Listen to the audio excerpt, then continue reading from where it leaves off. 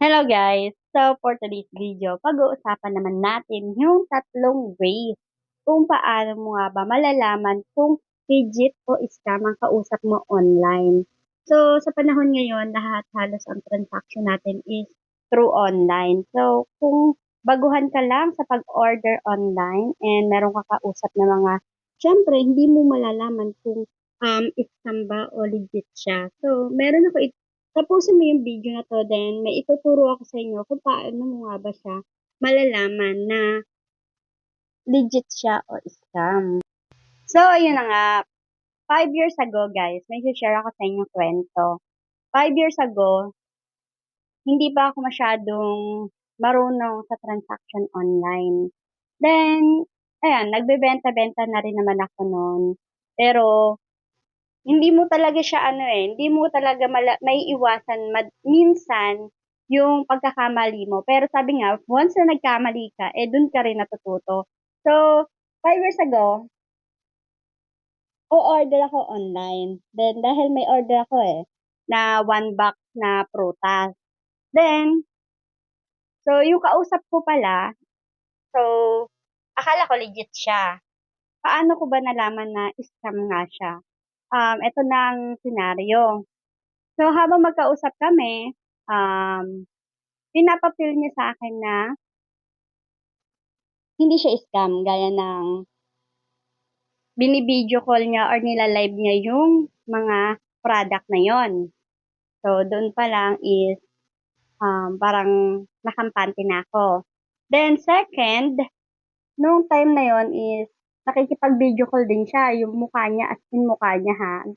Yun ang ano niya, sobrang tapang naman no, na pati mukha niya and yung stock is um, nandoon. Then, yung pangatlo is, ako pa yung nag-book ng sarili kong rider. So, nung nandun na, sabi niya, ma'am, sige, bago mo bayaran yung item, dapat nandito na yung rider mo. So, ako naman, sige, tama, parang kaliwaan lang, ano. Ito na nga. Sabi niya, ma'am, andito na po si rider. Pinicturean niya pa nga. Tama yung plate number ng rider ko and yung rider. So, ako naman, okay, na-double check ko na. So, ma'am, akin na po yung payment nyo. Send nyo na, sabi niya. Ako naman, dahil okay na, andito na. Sinend ko. And, ang ano pa nun, ang isa pang epic nun, kinarga pa nung rider yung isang box doon sa motor niya. Pero, eto na. Nung nag-send ako ng bayad, sinend ko dun sa rider din, and dun sa scammer, yung screenshot ng bayad ko. So, nung pinakita nung rider doon sa mismong tindahan, sabi is, hindi yan yung GCash number namin. So, means, tama yung GCash number nung scammer. Pero, hindi tama yung GCash number nung mismong tindahan. Kumbaga, hindi related yung tindahan at saka yung scammer. So, sabi nung rider, ma'am, pinapababa to kasi mali po yung GCash number na sinendan nyo kasi hindi daw yun connected sa kanila. Sabi ko, paano naman nangyari na um, malalive nung scammer yung product nyo and isisend sa akin. And pinopost niya pa online. Sabi nung tindahan, marami daw kasing gano'n na mga parang reseller na pinopromote din yung product nila. Pero, yun nga, parang ang nangyari talaga is, meron kasi mga reseller talaga na legit, na parang pinapatungan lang nila yung product. Kunyari, mga 5 pesos, totoo na nandun yung stock, and totoo nandun yung tindahan. Ang hindi totoo, yung seller. So, nung pagkabayad ko, binalak na ako nung scammer. Then, si rider, binayaran ko pa dahil sa abala. Kahit na na-scam ako, kailangan, syempre, pumunta siya doon, naabala siya ng ilang oras, cargo ko pa rin yun. So, binayaran ko yung Lalamove. Isa yun sa mga naging lesson din sa akin na huwag ka magtiwala na kahit pasabihin mo na, ayan, online kayo magkausap, mas maganda na si rider, i-confirm mo na yung GCash number nung tindahan. And tama rin ba yung presyo ng bibili yung item. Kasi mamaya, mas mababa dito sa kausap niyo online, tapos do sa actual na tindahan is mas mataas. So, parang pakakagatin ka lang ni scammer para makuha niya yung loob mo. Then, pagkabayad mo, wala na. Nung time na yon, tiwala ako kasi cash on pick up ang labanan namin. Pero hindi rin pala gumagana yung cash on pick up, lalo talagang mautak yung mga scammer. So, ayun, sa ngayon, ang naging solusyon ko, mag-order ako online. Ang gagawin ko ngayon, ako yung magbo-book, then ipapa-confirm ko si rider, so yun nga, kung tama yung GCash number nung tindahan and nung sinend sa akin GCash number nung seller. So, yun, isa yun sa naging way ko kung paano ko siya malalaman kung legit o scam. So, ngayon, so far so good naman na hindi na tayo nai-scam dahil talagang halos lahat i-check natin bago tayo makipag-transaction and syempre, mahirap talaga ma-scam lalo kung ang pera mo is puhunan mo. Talagang nakakapanghinayang pag nawala siya. So, ayun na nga. Ito na yung tatlong tips natin or way kung paano mo nga ba malalaman kung legit o scam ang iyong kausap.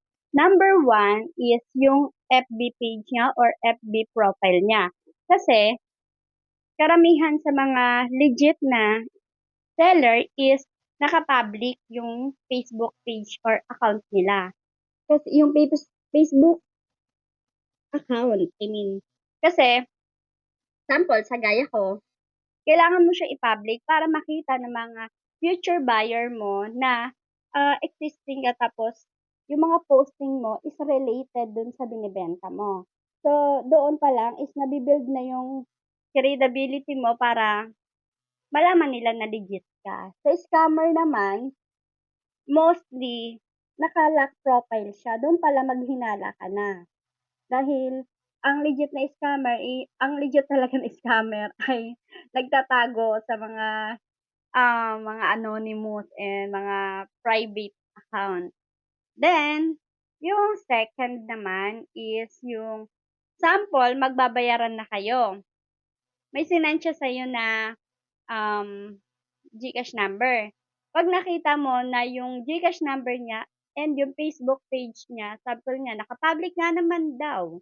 Then, yun daw yung Facebook account niya. Pero pagdating dun sa GCash number na sinend niya sa'yo, is magkaiba. So, doon din, pwede mo siya malalaman na bakit nga naman magkaiba. Sample, iba sasabihin niya, mag-aalibay siya na, sa asawa ko yan or sa ganon. Isa rin yon na pwede ka maghinala na hindi siya legit. And pangatlo natin, guys, is sa price. Karamihan talaga sa mga scammer is pakakagatin ka nila sa, alam mo yun, yung sa gusto mong marinig. Marami pa dyan. Sample, ang donut. Ang talagang normal price niya, example lang 35. Etong scammer, bibigay niya sa'yo ng 25. Tapos sasabihin mo, wala bang tawad yan or discount pag maramihan? Kaya ko ibigay sa'yo ng 15 yan. Ganon. So, alam mo yun, ibibigay ng scammer yung mga gusto mong marinig para lang bumili ka sa kanya at para lang makonvince ka niya na magbayad ka agad sa kanya. Pero ang hindi mo alam, talagang magaling silang mambola. So, ikaw dapat, bago ka magbayad, talagang i-triple check mo lahat ng ways kung paano mo sila malalaman na legit. Kasi, gaya niyan, ang mga scammer, talagang sasabihin pa niyan, ma'am, meron akong freebies sa inyo, meron akong free delivery, meron akong ganito. Pero, sa legit na seller, napaka-common, alam mo yun, konti lang yung magsasabi ng free shipping kasi nga sa mahal ng produkto ngayon and mga expenses, talagang hindi nakakayanin yung pagpe-free shipping. So, doon pa lang pwede ka na rin magduda. Pero meron at meron pa rin namang mga seller na nagpe-free delivery. Pero sa pricing pa lang, i-check nyo pag sobrang baba. Yun, isang maging paalala sa inyo na baka scam siya. Alam niyo yun, dapat mag-check ka talaga ng bonggang-bongga para malaman mong legit. Kasi pag na-scam ka, nakakalungkot dahil ilang beses natin yung pinag-ipunan para 'di ba, mabuo tapos may scam ka lang.